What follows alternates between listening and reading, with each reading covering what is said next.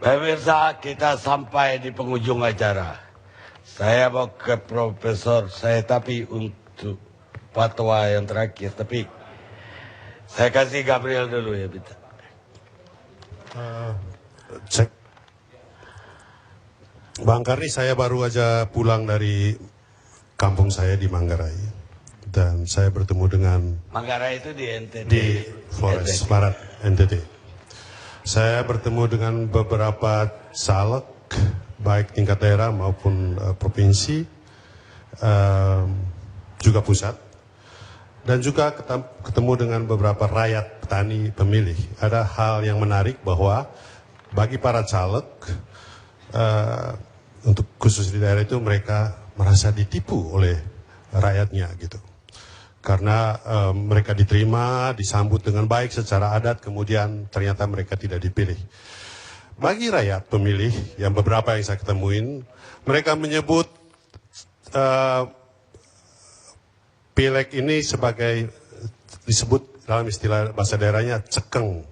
Itu musim untuk menikmati uang, menikmati makan daging, seperti itu. Jadi di daerah saya ada istilahnya julu, itu saat untuk motong-motong daging dan bagi-bagi gitu. Dan itu adalah semacam pesta. Dari segi ini memang ya ini pesta rakyat dan memang rakyat makan daging. Tapi kemudian ini menurut saya memberikan kita satu gambaran apa yang pernah diungkapkan oleh Martin L. Gross, penulis buku Call of Revolution. Dia mengatakan, we live in the world in which politics has replaced philosophy. Kita hidup dalam dunia di mana politik sudah menggantikan filsafat. Kalau kita ngomong luber jurdil itu, langsung umum bebas rahasia, jujur dan adil, itu kita ngomong yang bersifat filsafat. Yang nilai-nilai itu. Dan rupanya pemilu kayak ini kali ini juga memberikan kita gambaran bahwa hal-hal yang filosofis ini sudah ditinggalkan. Dan yang berkembang adalah yang bersifat pragmatis, kepentingan-kepentingan uang, dan itu yang bermain. Dan sistem hukum kita dalam bidang pemilu ini memungkinkan hal itu terjadi, hal tersebut terjadi. Akibatnya apa? Rakyat tidak lagi memilih calon-calon yang kemudian bisa menjadi seorang negarawan yang memikirkan generasi depan kehidupan berbangsa dan bernegara. Yang mereka pikirkan adalah saat ini saya bisa menikmati uang yang entah itu 100.000, entah itu 50.000, dan bisa makan enak, dan setelah itu nasib mereka nggak dipedulin sama sekali. Dan kemudian Bang, akibatnya apa? Kalau Prof. Anu mengatakan bahwa itu penyakit, saya bilang sakit, tapi saya menyebut yang berkembang yang terjadi saat ini adalah penyakit demokrasi, bukan demokrasi yang sejati, yang berdasarkan hikmah kebijaksanaan rakyat itu.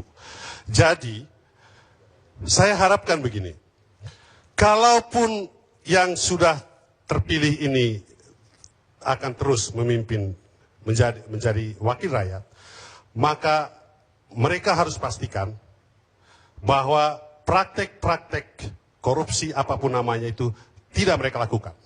Karena dengan itu rakyat belajar untuk tidak melakukan yang sama. Karena apa yang terjadi di masyarakat sekarang ini menurut saya adalah cerminan atau pembelajaran dari apa yang mereka lihat dari tingkah laku, pola laku para elit-elit politik. Terima kasih. Saya mau kasih mahasiswa UI satu orang juru bicara. Ada yang mau bicara? Satu orang. Ya, selamat malam. Di sini saya akan berpendapat juga sebagai orang yang menjadi seorang pemilih di sini. Di sini yang saya lihat sebagai masalah terbesar bagi kita adalah yang kami takutkan bersama adalah bagaimana bila nanti masyarakat kehilangan kepercayaan, Pak, terhadap baik itu pemilu maupun itu pemerintahan. Karena apa? Karena di sini begini, media sudah begitu transparan, sudah begitu mengupayakan transparansi yang sangat baik. Jadi di sini masyarakat, jadi sebenarnya sudah bisa menilai, yang kita lihat di sini masyarakat sudah bisa menilai mana kira-kira calon yang baik dan mana yang tidak. Kita di sini masyarakat sudah bergantung kepada bagaimana media memberitakan dan bukan lagi pada janji-janji para politisi atau calon politisi, bukan lagi pada sumpah-sumpah yang itu dengan nama apapun atau di bawah kita apapun. Dan itu juga di sini yang kita takutkan kalau misalnya masyarakat sudah apatis seperti itu, kita akan asik dengan dunia kita sendiri. Yang politisi dengan dunianya politisi, yang masyarakat dengan dunia masyarakat. Tidak akan bisa terjadi kerjasama yang baik. Dan bila sudah seperti itu, Indonesia ini mau dibawa kemana? Di situ kan pertanyaannya. Dan maka dari itu di sini kita berharap, mahasiswa dan pasti masyarakat banyak yang berharap, kita masih percaya pada pemerintah dan lembaga-lembaga yang ada. Kita hanya meminta, setulus hati kita meminta bahwa tolong optimalkan kerjanya. Jangan sampai dengan uang itu jadi permasalahan yang jadi dituhankan oleh kita semua gitu. Jadi di sini kita punya tanggung jawab terhadap negara ini, karena di sinilah kita lahir, di sinilah kita besar, dan juga kalau misalnya tidak bisa melakukan apapun untuk negara ini, kita ini apa? Pemimpin itu akhirnya mempertanggungjawabkan semua pada Tuhan. Bila akhirnya gagal, ya sudah, mau merasakan bagaimana Tuhan itu membalas kita kan tidak tentunya. Baik. Sekian dan terima kasih. Saya kira mahasiswa baju biru ada yang mau bicara? Gak ada.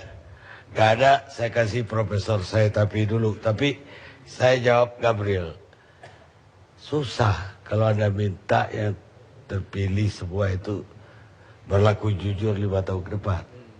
Karena kebanyakan baru bisa ke Senayan karena mengeluarkan 10 miliar.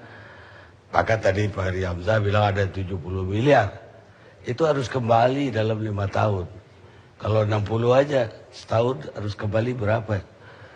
Kalau 70 berapa? Baik. Sekarang Profesor saya tapi. Terima kasih Pak Karni, para hadirin sekalian dan para pemirsa. Saya dari tadi sedang bergumul. Kalau ngomong sih gampang. Tapi siapa yang akan mengambil keputusan? Dalam keadaan seperti ini. Kenapa? Dari segi kriminologi pernah dikatakan begini oleh Bianchi. Want de macht ligt niet bij de rol, maar bij het systeem. Kekuasaan itu tidak terletak pada peranan, tetapi pada sistem. Saya mau kembali lagi berbicara kepada sistem. Meskipun saya seorang kriminolog, sedikit banyak latar belakang saya, pendidikan saya adalah hukum. Apakah SBY berani menganulir pemilihan ini? Saya yakin tidak. Untuk ketemu Megawati saja mencela-mencela. Apalagi dia mau ambil begini. Saya kira meskipun ada bintang-bintang di bahu, dia tidak berani berhadapan dengan masyarakat untuk mengatakan bahwa harus pemilu ulang. Saya yakin tidak berani, Pak. Meskipun nanti didukung oleh istri tercintanya. Kalau bukan pemilu ulang, tapi penghitungan ulang, Pak. Yang dituntut tadi penghitungan ulang. Menjadi pertanyaan saya mau tanya kepada yang terhormat para anggota DPR itu. Apakah ada ketentuan? Sebab saya tidak bisa mengatakan harus hitung ulang saja begitu. Itu namanya praat als een kip zonder kop. Bicara seperti ayam tanpa kepala. Saya mau tanya kepada yang terhormat Pak Yani dan Pak Nurdin. Apakah ada ketentuan dalam undang-undang pemilu untuk menjustify, membenarkan bisa dihitung ulang? Saya minta jawaban singkat supaya jangan terlalu panjang. Bisa, Prof. Baik itu di tingkatan yang namanya di KPU atau nanti di tingkatan Mahkamah Konstitusi bisa memerintahkan. Ya, Bawaslu juga bisa memerintahkan sesungguhnya seperti itu. Sebab begini Pak Yani, saya lihat di Indonesia ini ada pemikiran yang keliru tentang politik. Ada yang mengatakan politik itu kotor dan sebagainya dan sebagainya. Tapi saya mau garis bawahi pada malam hari ini dan memakai bahasa Inggris yang semua orang pasti mengerti.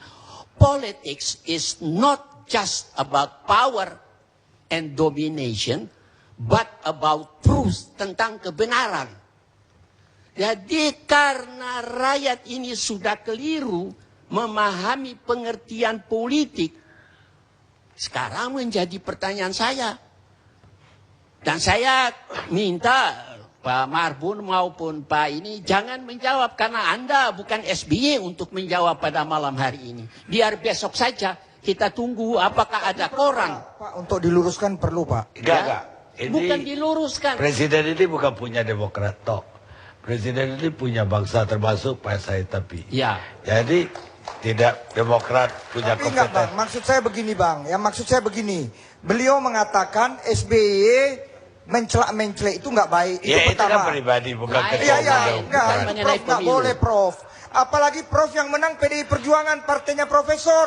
Kalau Saya diundang, tidak ada hubungan dengan PDIP. Anda jangan dulu Profesor senior menyebarkan saya di fitnah. Komisi 3. Bapak DPR PDIP Komisi 3. Saya kasih tahu kepada Anda karena Anda punya mulut besar Iya. yang bau itu. Saya kasih tahu Mulut saya Bapak juga bau. Udah. Profesor juga mulutnya bau, Prof. Udah, Ruth. Saya masuk karena diminta tidak pernah mendaftar. Dan saya kemudian keluar. Whatever apapun Ya, udah. Anda PDIP Saya kira Komisi 3. ini bukan perdebatan PDIP sama Demokrat. Saudara Ruhut, saya mengingatkan saja kesombongan berarti kejatuhan sudah dekat. Anda lihat saja itu. Pak, Simpati saya kanan. pegang tangan Tuhan, Pak. Ya, saya selalu berjalan di jalan Tuhan. Udah. Ya, Ini Profesor. waktu kita udah habis. Terus ya, Pak. Jadi begini, Pak. Terus. Anda boleh bela. Ya, boleh, tapi nggak boleh begitu. Anda boleh bela SBY, Anda boleh praktek bela Partai Demokrat. Tapi yang saya katakan itu kan, yang menurut saya lihat di televisi apa enggak boleh. Beauty is in the eye of the beholder. Tapi yang saudara katakan pun tidak benar. Bukan saudara pembawa kebenaran. Enggak, semua punya pendapat. Semua boleh berpendapat. Ya, Silakan, baik. Pak. Jadi saya sepakat saja kalau seperti yang dikatakan oleh kedua pembicara terakhir. Tapi masalahnya, apakah SBY sebagai Presiden Republik Indonesia mau mengambil keputusan? Karena untuk pengawasan saja yang saya pernah tahu, ada uang itu tidak disiapkan untuk itu. Mungkin saya boleh jawab ya, Pak. Ya. Kalau pemilu ulang itu harus perpu. Tapi penghitungan ulang itu Bawaslu bisa beritain. Ya. Jadi itu Atau MK. Jadi nggak perlu perpu, Pak. Nggak perlu saya SP. tidak mengatakan lagi itu, semua koran termasuk Kompas semua sudah tulis tentang bagaimana. Saya sedikit menyampaikan penghitungan ulang ada diatur dalam undang-undang. Untuk penghitungan ulang di dalam pasal 221. Pemungutan suara ulang. Jadi itu sudah diatur memang. Ada. Mohon dibaca, Pak. Ya, saya Apa sudah baca. isinya? Oke. Ya, ini untuk pemilu ulang. Ini untuk, jadi dikatakan di sini pemungutan suara di TPS wajib diulang apabila dari hasil penelitian dan pemeriksaan pengawas pemilu lapangan terbukti terdapat keadaan sebagai berikut. Pembukaan kotak suara dan atau berkas pemungutan dan penghitungan suara tidak dilakukan menurut tata cara yang ditetapkan oleh perundang-undangan. Petugas KPPS meminta pemilih memberikan tanda khusus. Petugas KPPS merusak lebih dari satu surat suara.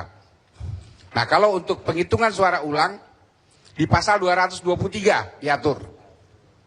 Penghitungan suara ulang berupa penghitungan ulang suara di TPS, penghitungan suara ulang di PPS, dan rekapitulasi suara ulang di PPK, di KPU Kabupaten Kota, dan di KPU Provinsi. Penghitungan suara di TPS dapat diulang apabila terjadi kerusuhan. Penghitungan suara dilakukan secara tertutup. Nah, ini yang secara tertutup sering terjadi. Penghitungan suara dilakukan di tempat yang kurang terang atau kurang mendapat penerangan cahaya. Penghitungan suara dilakukan dengan suara yang kurang jelas. Penghitungan suara dicatat dalam tulisan yang kurang jelas. Saksi peserta pemilu, pengawas pemilu lapangan, dan warga masyarakat tidak dapat menyaksikan proses penghitungan suara secara jelas Itu dan kalau sebagainya. diulang. Tapi yang berwenang memutuskan ulang siapa? Apakah dalam pasal itu ada diberi mandat kepada Bapak Presiden untuk melaksanakan pemilihan ulang? Saya tidak mendengar itu, dan itu bisa menjadi suatu pertanyaan besar, Pak. Karena wewenang itu dikasih ke Bawaslu memerintahkan. Ya.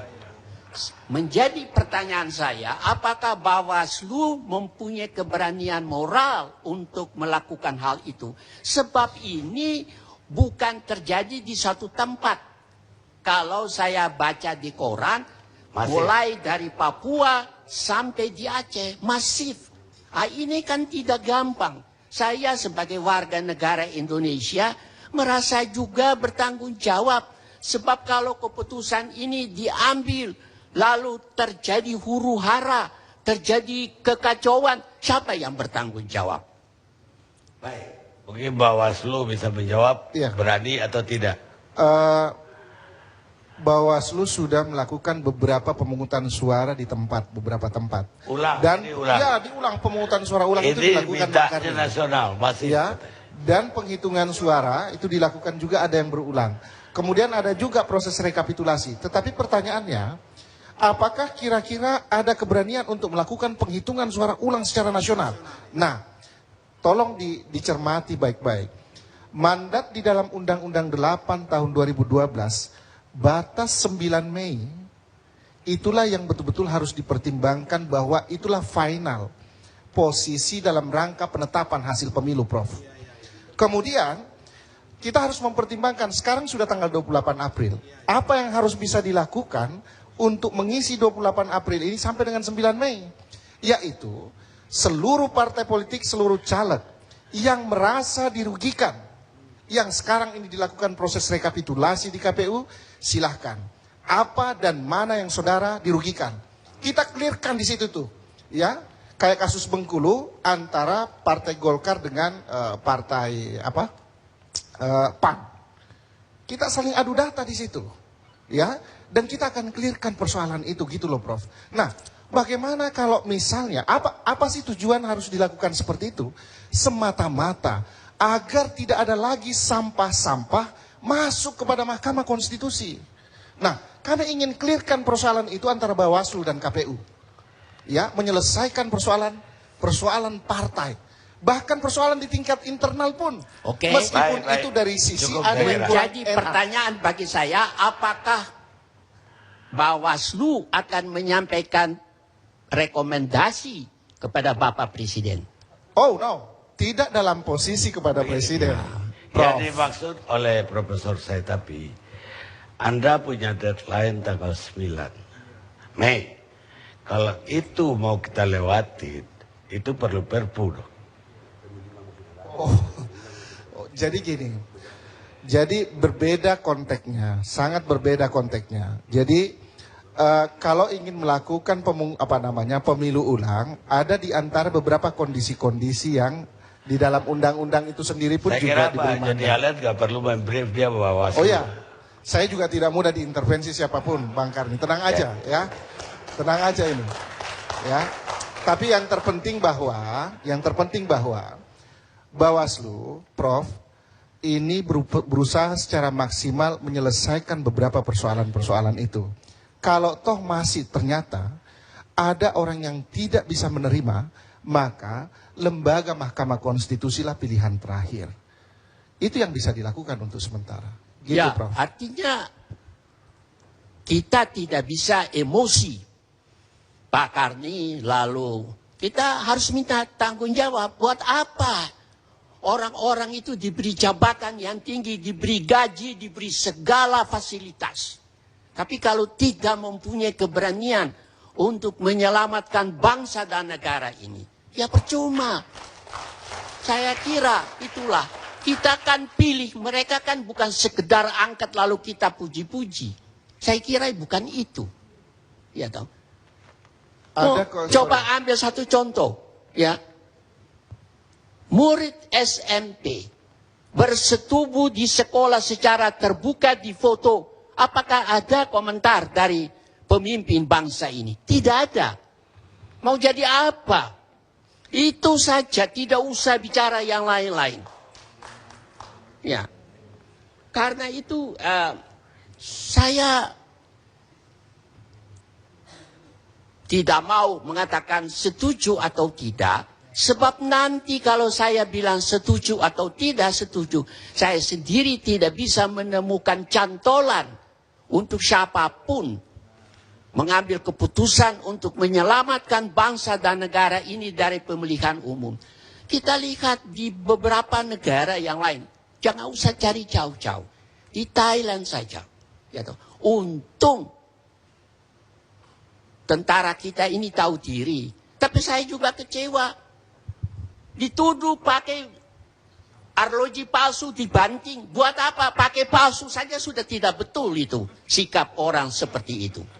Tidak usah dilempar. Itu saja sudah salah. Jadi saya lihat ini banyak masalah. Ini bukan money politics. Ini kan permainan selama beberapa waktu. Sehingga terjadi. Jadi saya merasa sebagai mantan pendidik, saya juga kebetulan, ya mohon maaf aja Pak Yani, Pak Nurdin yang tidak terpilih, itu dulu mungkin tidak melihat jauh ke depan. Secara kriminologi dikatakan begini, niet alleen regeren, tidak hanya memerintah, maar wetenschapbedrijven is vooruitzien. Tetapi kalau menyelenggarakan ilmu pengetahuan harus juga dapat melihat ke depan.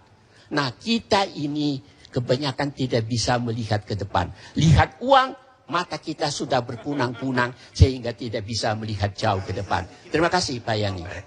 Saya kehabisan waktu, jam 11 saya harus keluar. Persoalannya semuanya penting, semua orang merasa dirinya paling penting. Pemirsa, kita bangsa kita dalam dilema. Di satu pihak, semua mengatakan dan semua survei mengatakan bahwa pemilu ini dimanipulasi secara masif. Tapi jadwal juga harus dipenuhi. Dan kalau diulang akan memakan biaya yang lebih tinggi. Kalau dihitung ulang pun akan memakan waktu melebihi deadline. Tapi kalau kita teruskan, saya hanya ingin mengingatkan. Di zaman Yunani kuno, seorang storyteller, Aesop namanya, mengatakan bahwa kita menggantung pencuri kecil. Tapi kita memilih pencuri kelas kakap untuk menduduki jabatan publik. Aesop, storyteller Yunani kuno. Akankah bangsa ini kembali ke zaman Yunani kuno? Kita ketemu LC yang akan datang.